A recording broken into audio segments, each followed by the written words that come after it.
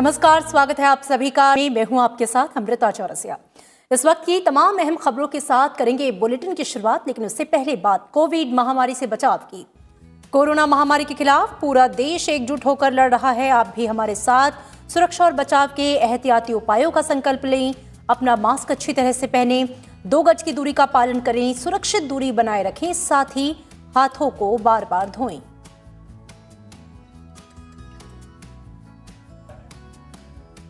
और आइए अब नजर हेडलाइंस पर।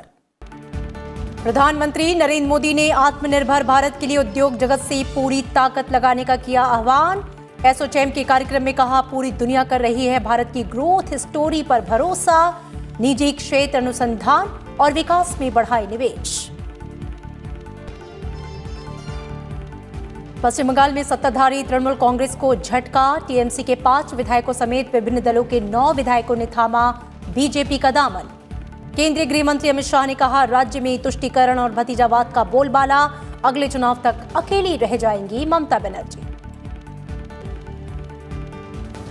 रक्षा मंत्री राजनाथ सिंह का चीन को कड़ा संदेश, कहा आत्मसम्मान पर चोट बर्दाश्त नहीं करेगा भारत।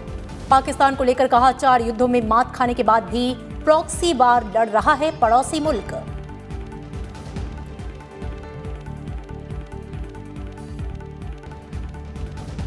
जम्मू कश्मीर में जिला विकास परिषद चुनाव के 8वें और अंतिम चरण का मतदान संपन्न। 28 सीटों के लिए 50% से ज्यादा मतदान। सभी 288 सीटों के लिए 22 दिसंबर को होगी मतगणना।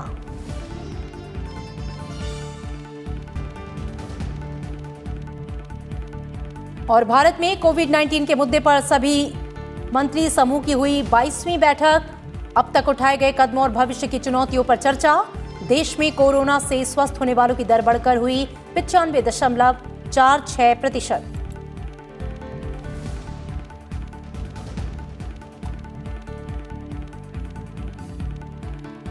प्रधानमंत्री नरेंद्र मोदी ने कहा है कि भारतीय उद्योग की क्षमता और प्रतिबद्धता को दुनिया को दिखाने का ये सही समय है।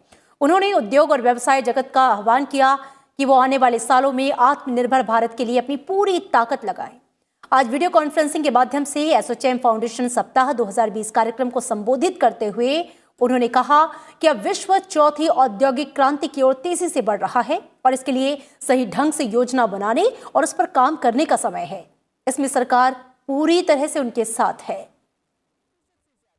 प्रधानमंत्री नरेंद्र मोदी ने शनिवार को उद्योग मंडल एसोचैम के फाउंडेशन वीक कार्यक्रम को वीडियो कॉन्फ्रेंस के माध्यम से संबोधित किया। प्रधानमंत्री ने कहा कि आज दुनिया को भारत की ग्रोथ स्टोरी पर भरोसा है। उन्होंने कहा कि कोरोना महामारी के दौर में भी भारत में रिकॉर्ड निवेश आया। उन्होंने कहा कि नया भारत अपने सामर्थ्य और संसाधनों पर भरोसा करते हुए आत्मनिर्भर भारत को आगे बढ़ा रहा है। इस लक्ष्य को हासिल करने के लिए मैन्युफैक्चरिंग पर विशेष ध्यान दिया जा रहा है। एक जमाने में हमारे यहाँ जो परिस्थितियां थी, उसके बाद कहा जाने लगा था, वाई इंडिया। अब जो रिफॉर्म्स देश में हुए हैं, उनका जो प्रभाव दिखा है, उसके बाद कहा जा रहा है, वाई नॉट इंडिया। नया भारत अपने सामर्थ्य पर भरोसा करते हुए, अपने संसाधनों पर भरोसा करते हुए आत्मनिर्भर भारत को आगे बढ़ा रहा है। और इस लक्ष्य की प्राप्ति के लिए मैन्युफैक्चरिंग पर हमारा विशेष फोकस है। प्रधानमंत्री ने चौथी औद्योगिक क्रांति के अवसर के लिए तैयार रहने का आह्वान किया। उन्होंने कहा कि अनुसंधान और विकास में निजी क्षेत्र को निवेश बढ़ाना चाहिए। प्रधानमंत्री ने कहा कि देश उद्यमों और उद्यमियों के साथ है जो युवाओं को व्यापक अवसर मुहैया करा सकते हैं। अब आने वाले वर्षों में आत्मनिर्भर भारत के लिए आपको पूरी ताकत लगा देनी चाहिए। इस समय दुनिया चौथी औद्योगिक क्रांति की तरफ तेजी से आगे बढ़ रही है। नई टेक्नोलॉजी के रूप में चैलेंजेस भी आएंगे और अनेक नए सरल सॉल्यूशंस भी आएंगे। और इसलिए आज वो समय है जब हमें प्लान भी करना है और एक्ट भी करना है। हमें हर साल के हर लक्ष्य को नेशन बिल्डिंग के एक लार्जर गोल के साथ जोड़ना है। प्रधानमंत्री ने कहा कि आने वाले 27 साल भारत के ग्लोबल रोल को ही तय करने के साथ ही भारतीयों के सपनों और समर्पण को दोनों को परखने वाले हैं। ये समय भारतीय उद्योग की क्षमता, प्रतिबद्धता और साहस को दुनिया को एक बार फिर विश्वास के साथ दिखाने का है। जरूरी सुविधाएं देना, यही माहौल बनाना ये सरकार कर सकती है।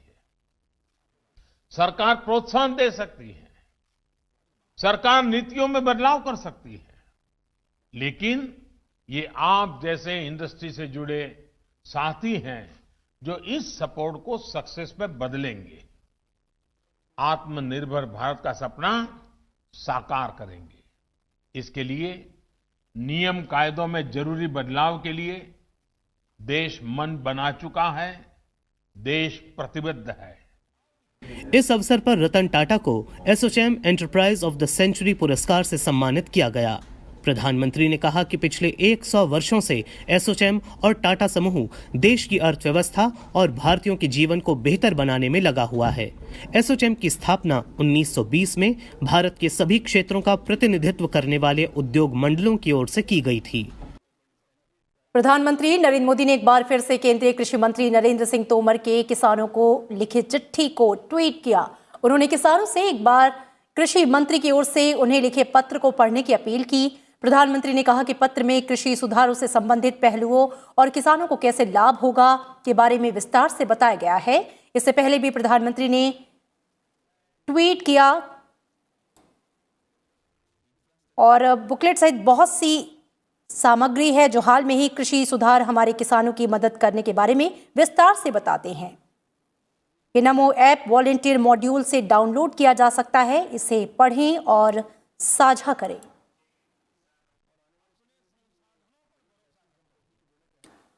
और इस बीच हरियाणा के मुख्यमंत्री मनोहर लाल खट्टर ने आज केंद्रीय कृषि मंत्री नरेंद्र सिंह तोमर से मुलाकात की। हरियाणा के मुख्यमंत्री ने यह कहा कि बहुत से ऐसे प्रयत्न हो रहे हैं जिनसे किसान आंदोलन खत्म हो। उन्होंने उम्मीद जताई कि सरकार और किसानों के बीच बातचीत के जरिए जल्द ही किसान आंदोलन का समाधान निकलेगा।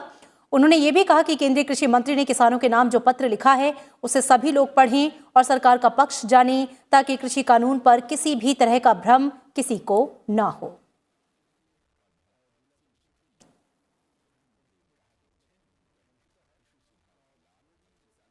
पश्चिम बंगाल के दौरे पर मिदनापुर पहुंचे केंद्रीय गृह मंत्री और बीजेपी के पूर्व अध्यक्ष अमित शाह ने राज्य की टीएमसी सरकार पर जमकर हमला बोला।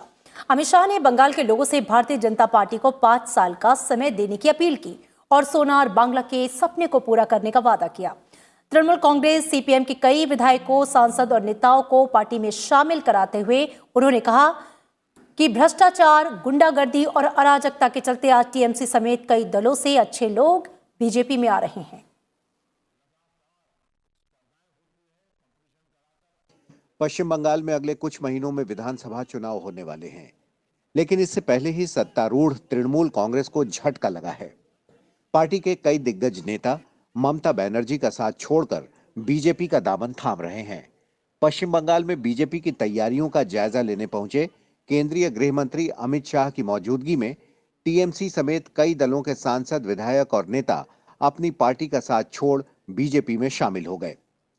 मिदनापुर में रैली को संबोधित करते हुए अमित शाह ने कहा कि ममता बनर्जी ने मां, मानुष और माटी के नारे को भ्रष्टाचार और भाई भतीजावाद में बदल दिया है। इसीलिए आज सभी दलों से अच्छे लोग बीजेपी में आ रहे हैं। चुनाव आते आते ममता बनर्जी अकेली रह जाएंगी। शुभेंदु भाई के नेतृत्व में कांग्रेस, तृणमूल, सीपीएम सब पार्टी से अच्छे लोग आज भारतीय जनता पार्टी में नरेंद्र मोदी के नेतृत्व में काम करने के लिए भाजपा जोड़ रहे हैं। बंगाल की जनता के शोषण के खिलाफ आपका साथ छोड़कर मोदी जी के साथ आ रहे हैं। आपको दल बदल लग रहा है दीदी, मगर दीदी ये तो शुरुआत है। चुनाव आते आते आप अकेली रह जाएगी। केंद्रीय गृह मंत्री अमित शाह ने ममता बनर्जी सरकार पर लोकतंत्र को दबाने की कोशिश का आरोप लगाया। उन्होंने कहा कि पश्चिम बंगाल में गुंडों का राज चल रहा है। बीजेपी के सैकड़ों कार्यकर्ताओं की हत्या की गई है। अमित शाह ने कहा कि टीएमसी सरकार ने गरीब किसानों को उनका हक नहीं मिलने दिया। आपने वादा किया था बंगाल के विकास का, बंगाल का तो कोई विकास नहीं हुआ। यहां पर टोलबाजी बढ़ गई, गुंडों को शरण मिली। आपने वादा किया था भ्रष्टाचार हटाने का। मोदी जी ने अम्फान तूफान के लिए जो पैसे भेजे, सारे के सारे तृणमूल के गुंडों के पॉकेट में चले गए। मित्रों, पॉकेट में। किसान भाइयों, जब तक आप ये तृणमूल कांग्रेस को उखाड़ कर नहीं फेंक देते, आपको ये 6,000 रुपया नहीं मिलेगा। अमित शाह ने दावा किया कि अगले विधानसभा चुनाव में बीजेपी 200 सीटों के साथ बंगाल में सरकार बनाएगी और सोनार बांग्ला के सपने को पूरा करेगी। वहीं बीजेपी में शामिल होने के बाद पूर्व टीएमसी नेता शुभेंदु अधिकारी ने कहा कि टीएमसी में लोकतंत्र नहीं बचा है और वो आत्मसम्मान के लिए बीजेपी में आए हैं। 2 दिन के दौरे में पश्चिम बंगाल पहुंचे अमित शाह ने आज स्वामी विवेकानंद और खुदीराम बोस को श्रद्धांजलि अर्पित की। अमित शाह मिदनापुर के महामाया और सिद्धेश्वरी देवी मंदिर गए, जहां पे उन्होंने पूजा अर्चना की। केंद्रीय गृह मंत्री अमित शाह ने शनिवार सुबह उत्तर कोलकाता स्थित रामकृष्ण आश्रम और स्वामी विवेकानंद के जन्मस्थल पर पहुंचे। स्वामी विवेकानंद को श्रद्धांजलि अर्पित की। उन्होंने कहा कि 19वीं सदी के महापुरुष के आदर्श आज की दुनिया में और भी प्रासंगिक है।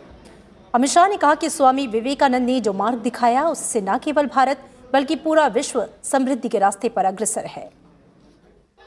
स्वतंत्रता संग्राम में बंगाल और बंगाली सपूतों का योगदान भारत कभी भुला नहीं सकता।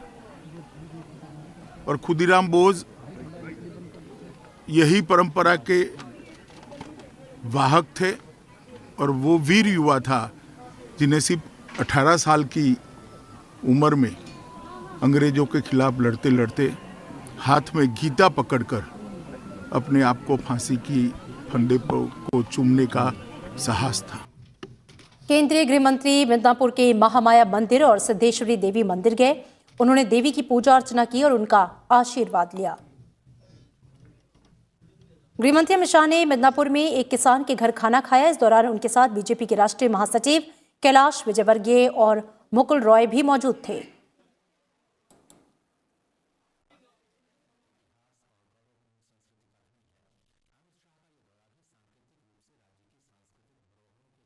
जम्मू कश्मीर में जिला विकास परिषद चुनाव के 8वें और अंतिम चरण के लिए चुनाव आज संपन्न हो गया।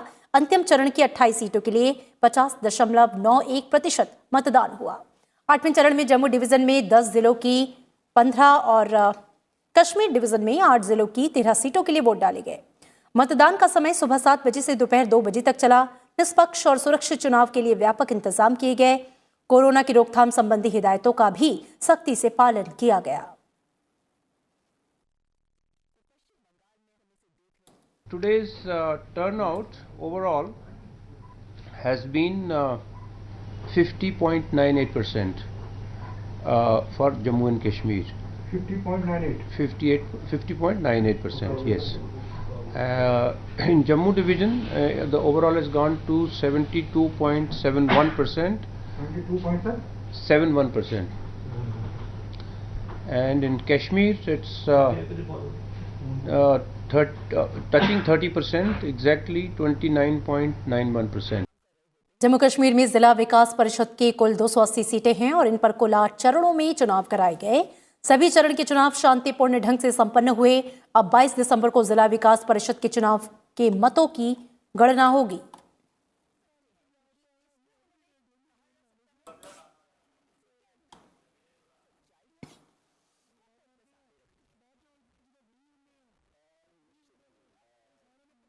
रक्षा मंत्री राजनाथ सिंह आज हैदराबाद के पास डुंडीगल में वायुसेना एकेडमी की पासिंग आउट परेड में शामिल हुए और कार्यक्रम को संबोधित किया।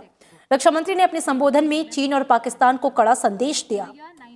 चीन के मसले पर राजनाथ सिंह ने कहा कि उत्तर क्षेत्र में हाल ही में हुए भारत चीन गतिरोध से सभी परिचित हैं और कोविड जैसे संकट के समय में चीन का ये रवैया उस देश की नीयत को दिखाता है। उन्होंने ये भी कहा कि भारत सीमा पर उल्लंघन, आक्रामकता और किसी भी तरह की एक तरफा कार्रवाई का मुंहतोड़ जवाब दे सकता है। दोनों देशों के बीच मिलिट्री और डिप्लोमेटिक चैनल्स के जरिए बातचीत हो रही है। मैं आज के इस अवसर पर फिर से कहना चाहूंगा कि हम संघर्ष नहीं बल्कि हम शांति चाहते हैं, मगर देश के स्वाभिमान पर किसी तरह की चोट हम बर्दाश्त नहीं करेंगे। हम किसी भी स्थिति का मुकाबला करने के लिए पूरी तरह से तैयार हैं। सेना के योगदान को याद करते हुए उन्होंने कहा कि 1961 के गोवा मुक्ति संग्राम से लेकर 65 के इंडो पाक युद्ध, 71 के बांग्लादेश मुक्ति संग्राम, 84 के ऑपरेशन मेघदूत, 99 में ऑपरेशन सफेद सागर और हाल ही में बालाकोट के कुछ ऐसे अध्याय हैं जो न सिर्फ वायुसेना के बल्कि हमारे देश के इतिहास में स्वर्णिम अध्याय हैं। राजनाथ सिंह ने यह भी कहा कि पाकिस्तान से लगती सीमाओं पर आए दिन पड़ोसी मुल्क कुछ न कुछ नापाक हरकतें करते रहता है। उन्होंने कहा कि एक नहीं बल्कि 4 युद्धों में मात खाने के बाद भी पाकिस्तान आतंकवाद के जरिए छद्म युद्ध लड़ रहा है।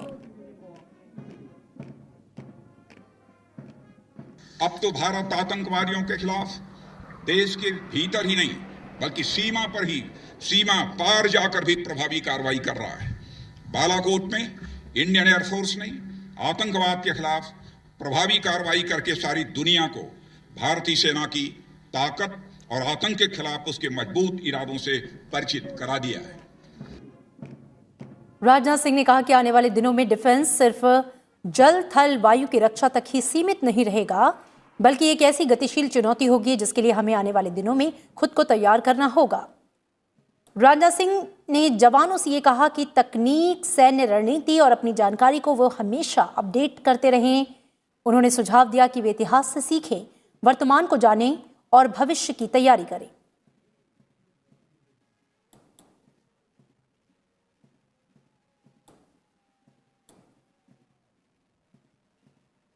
आगामी आम बजट को लेकर केंद्रीय वित्त मंत्री निर्मला सीतारमण की प्री बजट बैठकों का दौर जारी है। प्री बजट मीटिंग के तहत निर्मला सीतारमण ने आज उद्योग, सेवाओं और व्यापार जगत के दिग्गजों के साथ बजट पूर्व परामर्श किया। इसके अलावा केंद्रीय वित्त मंत्री ने आगामी केंद्रीय बजट के संबंध में कुछ अर्थशास्त्रियों के साथ विचार विमर्श किया। बैठक में वित्त सचिव डॉक्टर AB पांडे, आर्थिक कार्य विभाग के सचिव तरुण बजाज, व्यय सचिव TV सोमनाथन और मुख्य आर्थिक सलाहकार KV सुब्रमण्यम समेत कई वरिष्ठ अधिकारी शामिल थे।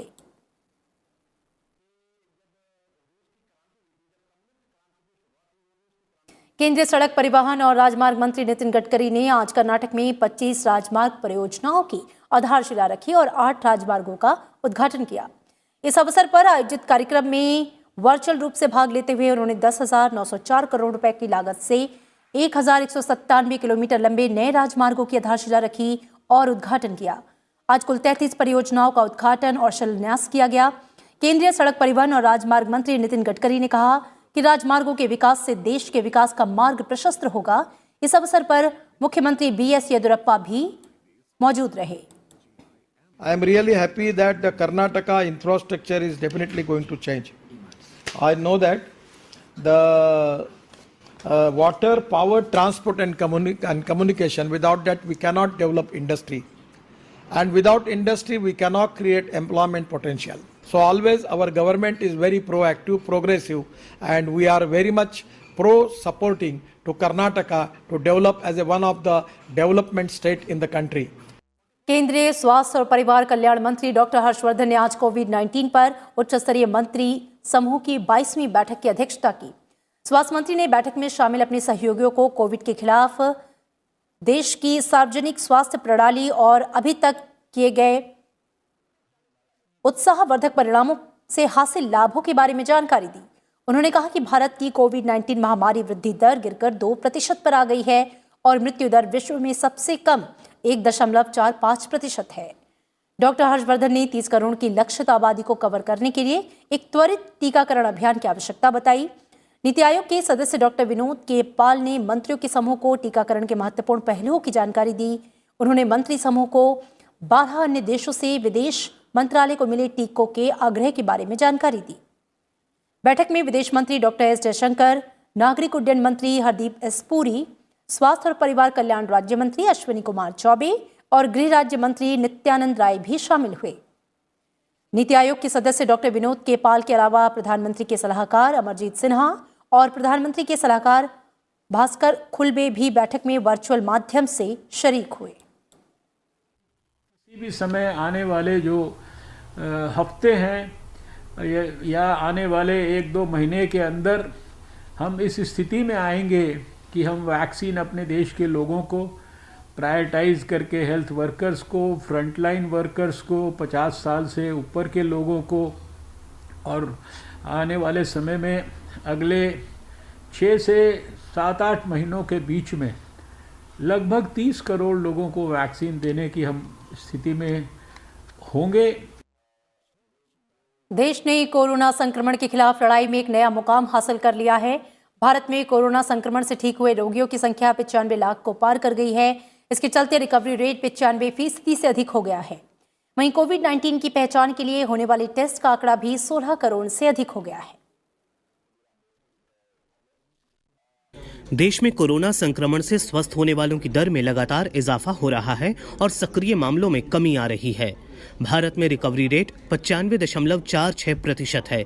वहीं सक्रिय मामले देश के कुल पॉजिटिव मामलों के केवल 3.09% हैं। पिछले 24 घंटे के दौरान 29,885 मरीज ठीक हुए हैं। वहीं दैनिक नए मामलों की संख्या 25,152 रही है। फिलहाल देश में कुल सक्रिय मामलों की संख्या घटकर 3,08,000 हो गई है। वहीं कुल ठीक हुए मरीजों की संख्या 95,51,000 के करीब पहुंच गई है। देश में कोरोना से होने वाली मौतों की दर घटकर 1.45% रह गई है। पिछले 24 घंटे में देश भर में 347 लोगों की इस महामारी से जान गई है। इसके साथ ही मृतकों का आंकड़ा 1,45,000 के पार पहुंच चुका है। ICMR के मुताबिक देश में मंगलवार को 11,71,000 से ज्यादा नमूनों की जांच की गई। इसके साथ ही अब तक 16 करोड़ से ज्यादा नमूनों की जांच की जा चुकी है। और गोवा मुक्ति दिवस यानी कि गोवा लिबरेशन डे हर साल 19 दिसंबर को मनाया जाता है।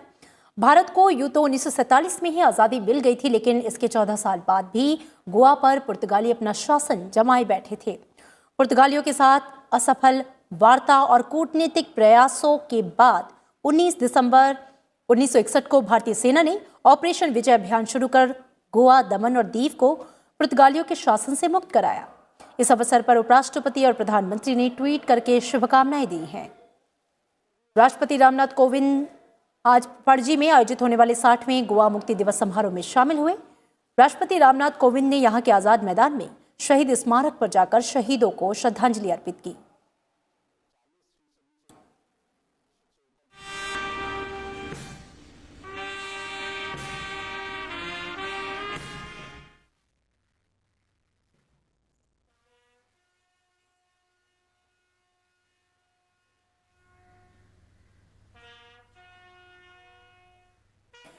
उपराष्ट्रपति एम वेंकैया नायडू ने ट्वीट करके गोवा मुक्ति दिवस के अवसर पर गोवा की आजादी के लिए लड़ने वाले स्वतंत्रता सेनानियों और शहीदों को नमन किया। उपराष्ट्रपति ने गोवा के विकास और उन्नति की भी कामना की। प्रधानमंत्री नरेंद्र मोदी ने गोवा के लोगों को गोवा मुक्ति दिवस पर बधाई और शुभकामनाएं दी। प्रधानमंत्री ने उन सभी लोगों को याद किया जिन्होंने गोवा की आजादी पाने के लिए अथक परिश्रम किया, साथ ही वीरता दिखाई। प्रधानमंत्री ने गोवा के निरंतर विकास के लिए प्रार्थना भी की।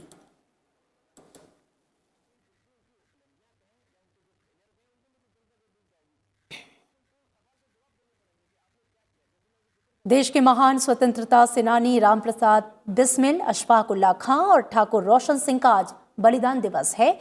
इन स्वतंत्रता सेनानियों को आज ही के दिन 1927 में फांसी दी गई थी। बलिदान दिवस के मौके पर लोकसभा अध्यक्ष ओम बिरला ने स्वतंत्रता सेनानियों को याद किया। उन्होंने ट्वीट संदेश में रामप्रसाद बिस्मिल, अशफाक उल्लाह खां और ठाकुर रोशन सिंह के बलिदान को नमन किया।